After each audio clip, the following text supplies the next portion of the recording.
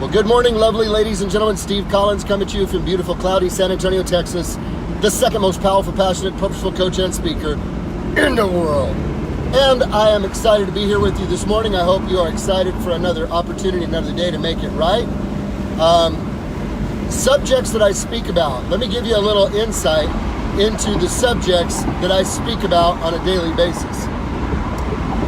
Everybody that follows the videos and that I am in communication with asks me often, how is it that you come up with content every single day? And I say, how is it that you can talk to your husband or your wife about something new every single day? How is it that you can end up talking to your friends about something different every single day? It's not as complicated as you think. And I'm doing the series of simple subjects. I go into very deep, hardcore subjects most of the time, and I'm in a season now where I'm going into simple subjects. And this is a simple subject, quite frankly, in all sincerity. And I would like to traverse it. How to avoid a divorce. How to avoid a divorce. But clearly, being a coach and being focused on mindset and a relationship that's vibrant with your creator, it's more than just avoiding a divorce. The true seed in today's conversation is going to be how to move towards having something beautiful that you believed for, anticipated, and trusted would show up in your life when you chose to get married, the day you gave your life to one another. So it's not just the avoidance of divorce, because that's awful. That's like an alcoholic who says, I no longer drink, so I don't drink. I avoid alcohol, but they're miserable, they're bitter, they're angry, they're frustrated, they're stressed, and they're just no fun to be around. So the goal is not just how to avoid the alcohol, it's how to live an abundant life alcohol-free. In this case, it's not just how to avoid a divorce, it's how to live an abundant life moving towards what you envision could be possible.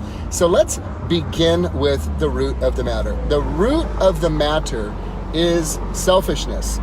The root of the matter is always selfishness. So we're going to start with the root, and then we're going to work our way up the tree to the leaves and the branches, which ultimately will be the divorce. The root is a selfishness where a person, one or two, has chosen that even though I've given my life to this person in a covenant and made a promise, my needs are more important than their needs, and I am going to do anything and everything in my power to make sure that my needs are constantly being met, and if they are not, I'm going to make them pay. Now, I'm going to tell you something fascinating when it comes to divorce statistics, and this is going to blow your mind. If you get nothing but this next statement from this video, this can change a life, and you can share this with your friends and family member. Inside and outside of the church, the statistics are nearly the same, which is 50% of marriages end in divorce. Do you want to know how you can go from 1 in 2 marriages ending divorce to 1 in 1,036? Are you ready for this? 1 in 1,036? The defining factor between two people staying together and their divorce being 1 in 1,036 is this one consistent pattern. A husband and wife who pray together daily in the morning. Let me say that one more again, because the statistics are staggering. 50% chance you're going to get divorced, statistically speaking, whether you're in the church or whether you're not. 1 in 1,036 chance you're going to get divorced if you and your spouse pray together daily in the morning. Unbelievable. What do you think about that? There's so much that goes on in that dynamic. That dynamic requires humility. That dynamic requires a willingness. That dynamic requires you, Mr. and Mrs. Busy American, to slow your roll. That dynamic reminds you, Mr. and Mrs. American, that it ain't about your life only, that there's a bigger story going on here around your life, that you are not the one in control of your life. There's a funny verse in my favorite book, the Bible, that says this: whoever looks for his life loses it, but whoever loses his life for my sake will find it. If you're looking for love in all the wrong places, looking for love in that one face. I know Mickey Gilly don't like that. If you're looking for your needs, all your needs to be met from your spouse, you're going to come up short. It is just not going to happen. And the day you continue to put your needs first before your spouse's, you're setting yourself up for growing in bitterness and frustration and anger and stress and broken expectations. And then you begin the conversation in your head that is a deteriorating conversation. It typically doesn't go better from there without some incredible friends, without some incredible spiritual work, and without some incredible help, either through marriage coaches or through therapists or others who have gone before you that can give you tools to move forward. So number one is recognizing that it is a selfishness. There is a selfishness and a self-centered root that says my needs are more important than your needs. That's the beginning of disaster. Now, how, you ask, how, Steve, are you able to serve and bless and give to another person their needs when your needs are not being met? I'm really glad you asked that. You have to have a source greater than your spouse. You have to have a vibrant relationship with your Creator who has the ability to meet the deepest needs of your heart, the need of connection, the need of unconditional love, the need of affection, the need of adventure, the need of certainty, the need of uncertainty. Only your Creator can meet all of those needs. If you attempt to get those needs met from somebody other than the good Lord, they will always come up short, and you will place a demand on them which they were never designed to be able to deliver to another human being themselves. You see, the good Lord becomes the cake and your spouse becomes the icing on the cake, because you realize when you look for your life, you lose it. When you lose your life for His sake and you serve and you give, you find it. This is simple, not easy. Simple, not easy. Get that? It's simple, it's not easy. It requires work. Number two, you have to be able to understand what it is about your spouse that meets their needs differently than yours. I suggest you study the 5 love languages. Otherwise, you are going to be attempting to love and minister to and bless your spouse the way you like it, and that may not be the way they like it, and you will be missing the mark even though you're putting in the work. Read the 5 love languages. It'll give you a great opportunity to see your spouse differently. It's not a natural way to love them because it's not the way you like it, yet you understand them well enough to know if I approach them this way, that means something to them. Okay, number 2. Number 3, when you're looking to not only avoid divorce but to have a good relationship is, ladies and gentlemen, you have got to make sure you have the right friends. You have to make sure you have the right friends in your life. I am so blessed and fortunate that when Angela and I have gone through challenges, having 7 children and being married 25 years this year, she didn't connect with women who said, oh, you're right, he's just a jackass, he's horrible. You know what, screw that. There's so many other guys out there that'll take better care of you. He don't appreciate you. Screw him. No, she didn't have friends like that and doesn't have friends like that. She has friends who, by the way, are older than her. Most of them are mature women who say, honey, I remember going through that with my husband in the early years of our marriage and when our teenagers were there. That's really tough, baby. Let's do this. Let me pray for you. Let me come alongside you. Do you want to have dinner? Do you want to have coffee? Just tell me everything that's going on in your heart. Creating space for her to vent and to share her heart so that woman then becomes a protector of that covenant versus that little voice that brings in the temptation to just throw in the towel and call it quits. Do you want to know a massive revelation? All the issues that you're having in your relationship right now, most of them really do stem from you. It's really you. And there's no such thing as a geographical cure. You go get a divorce and you go get with somebody else. Guess what? Those issues are going to come up again.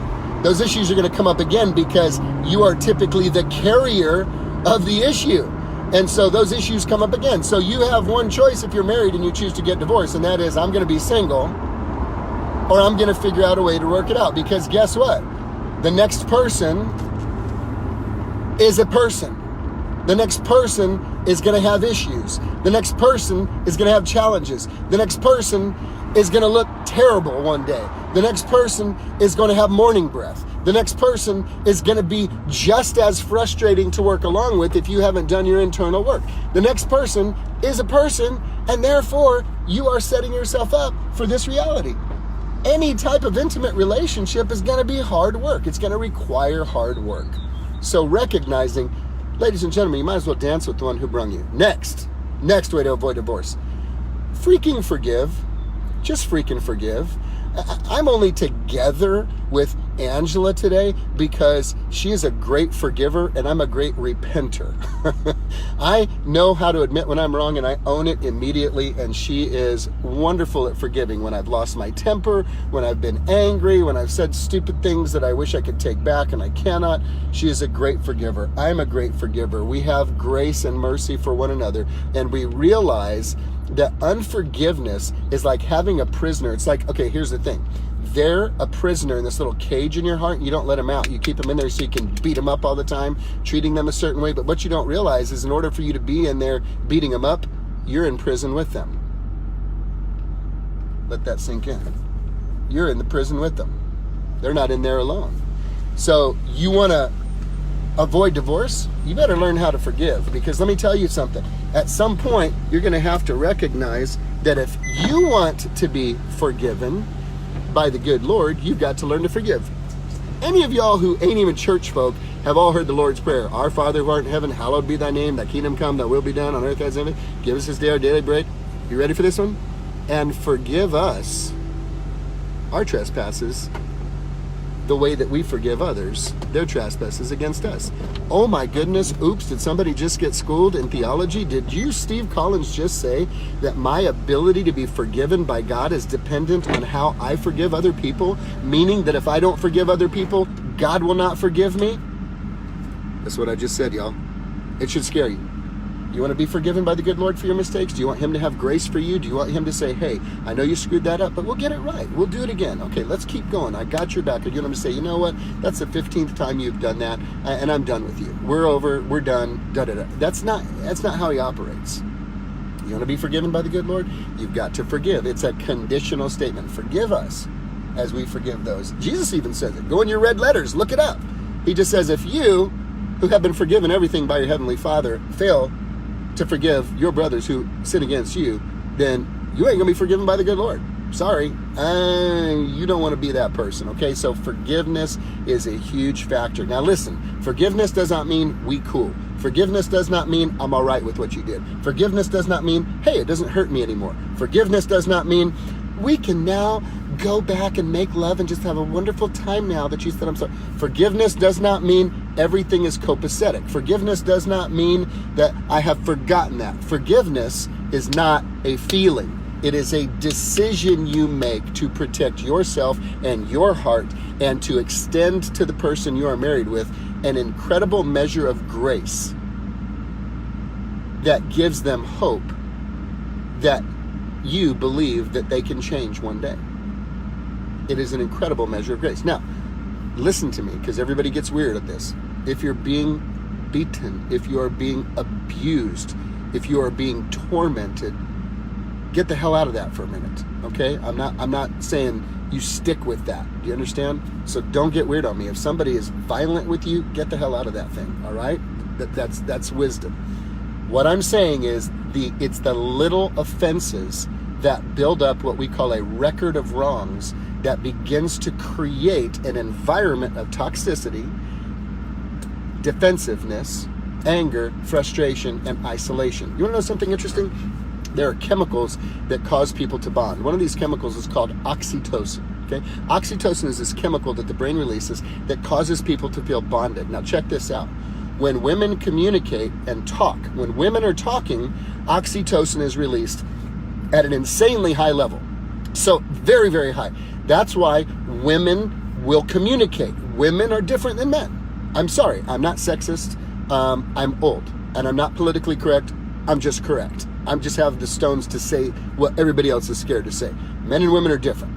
Women have oxytocin, that bonding agent that makes them feel connected to another person, comes through communication and communication and communication. That's why women get so ticked off when their husband goes on a fishing trip for 4 days and they say, "So how was Bob?" He was good. "Well, what'd y'all talk about?" Huh? Like, what'd y'all talk about for the 4 days? I don't know. "Well, how's Mary? Mary had her surgery 2 weeks ago." "She did? Y'all didn't talk about Mary's surgery?" "No." "What did you guys talk about?" "We didn't talk about it." "Really?" You guys understand what I'm talking about? Okay, men and women are different, all right? Men and women are different. Guys can be silent for 4 days and be like, "That's my bro. I had a wonderful time with him." Not say a freaking word except, "Hand me another beer." Do you understand what I'm saying? It's different. Women release oxytocin through communication and talking. Men, the only time oxytocin is released at the level of women communicating, the only time, it only happens one time, the only time oxytocin, that bonding, connecting thing, that chemical that makes relationships feel tight, the only time oxytocin is released at the level, that very high level of women when they talk, is when men complete the sexual act with their wife. When that happens, that thing, that's when oxytocin is bathed and relaxed. That's why, be very careful, in marriages, without people even realizing the biological realities here, the man's mouth closes, and so does his wife. It's the truth of the matter. Think about it. She's like, "Well, you ain't getting none of this." And he's like, "Well, I ain't talking to you." Not even realizing that what they are doing is shutting off that chemical that was designed to create the sense of connection. If he's not talking, she doesn't feel connected. If she's not with him that way, he's not feeling connected. You can see the challenge that this creates in a relationship. So how to avoid a divorce is not nearly as important as how to move forward to having a great relationship. So let's just traverse into those waters in the next couple minutes. Having a great, vibrant relationship is going to require you to get help. It's going to require you to get help. Your marriage is in trouble.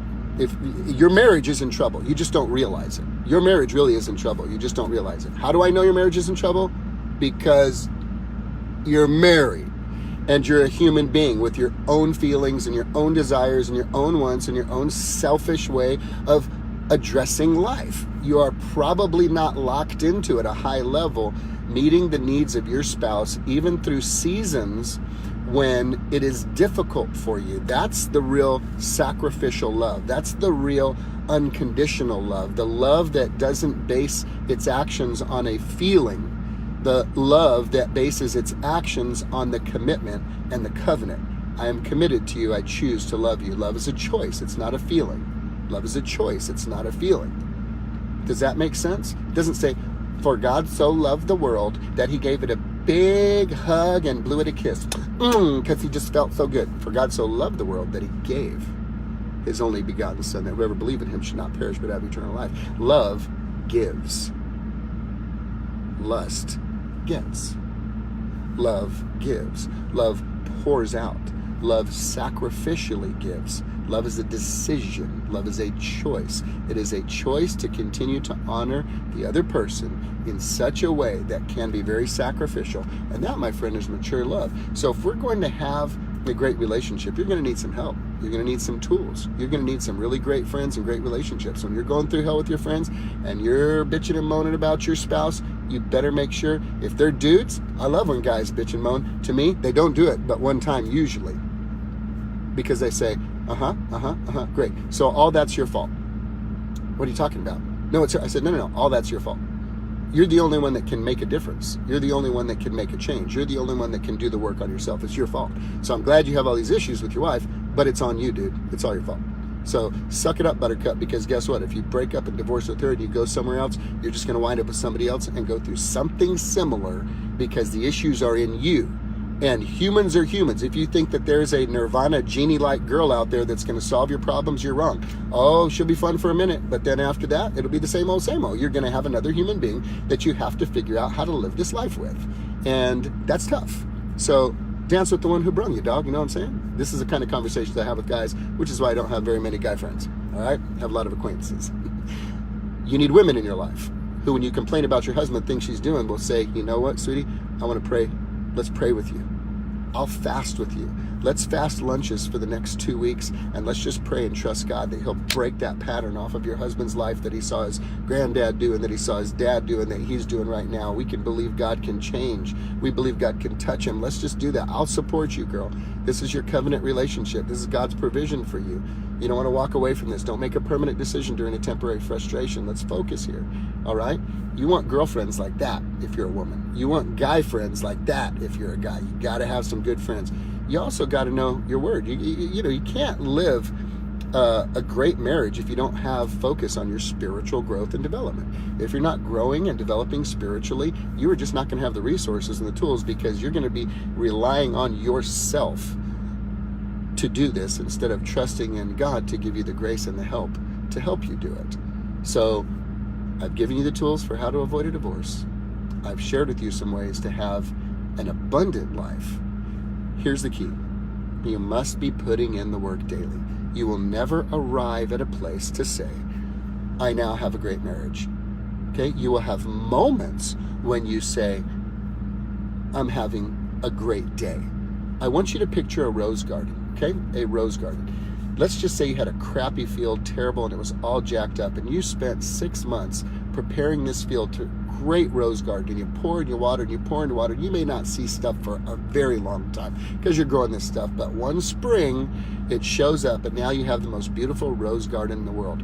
Can you at that point say, oh, I did all the work, this is wonderful, I'm just going to sit back and enjoy this wonderful rose garden and then never touch it again? No, you can't do that because weeds will come up and it'll deteriorate and those things will die. It requires ongoing work and maintenance. If you're going to have a beautiful rose garden, you will need to water it. You will need to fertilize it. You will need to prune the bushes from time to time. You will need to continue to tend it. Yes, there's a lot of hard work in the beginning, and yet once you get where you like it, then it becomes an issue of maintaining forever until the day you say, I no longer want to have a beautiful rose garden. So at this point, this is your marriage, ladies and gentlemen. You may have to till a lot of ground. You may have to pull out a lot of weeds. You may have to put a lot of fertilizer. You may need a lot of water to get your marriage where you want it to be. And once it gets to where you feel like it's good, then it's maintenance. You can't just throw in the towel and say, okay, we're good now. You must be putting in that work daily. And if you're willing to put in the work daily, ladies and gentlemen, there's a promise in the Bible that says this: all hard work leads to a profit, but mere talk only to poverty. The good Lord will honor the work that you put into it, but you've got to put the work into it. So if you are the wife or you are the husband and you are considering this reality, let me end with this. It's your fault. It's all your fault. And until you accept the fact that it's all your fault, even though you know it's not all your fault, if you tell yourself it's all your fault, then you eliminate all excuses for withholding knowing what you should do until they do their part. Suck it up, man. Be mature. Be a mature woman. Be a mature man. Just suck it up and you initiate it. Don't wait for them. I'm going to wait until they do it first because don't be a freaking baby. Grow the hell up. You accept responsibility for it. You accept responsibility for it. You accept responsibility. I can work on me. I can't work on them. I'm not going to wait for them to get it right or treat me right or do me right before I put in the hard work. I'm going to put in the hard work now first. I'm going to lead by example, and I'm going to demonstrate that I have unconditional love for this person who I really don't like right now, but I believe enough that this can turn around, that I'm willing to put in the hard work because I ain't going down without a fight, baby, and I'm not going to fight them. I'm going to fight me and my selfishness and my self-centeredness. That's where the fight is.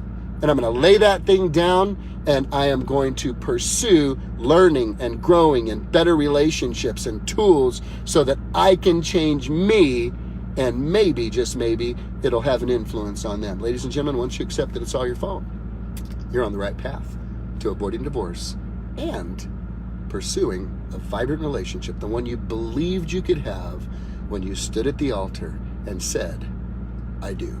Have a great day, guys.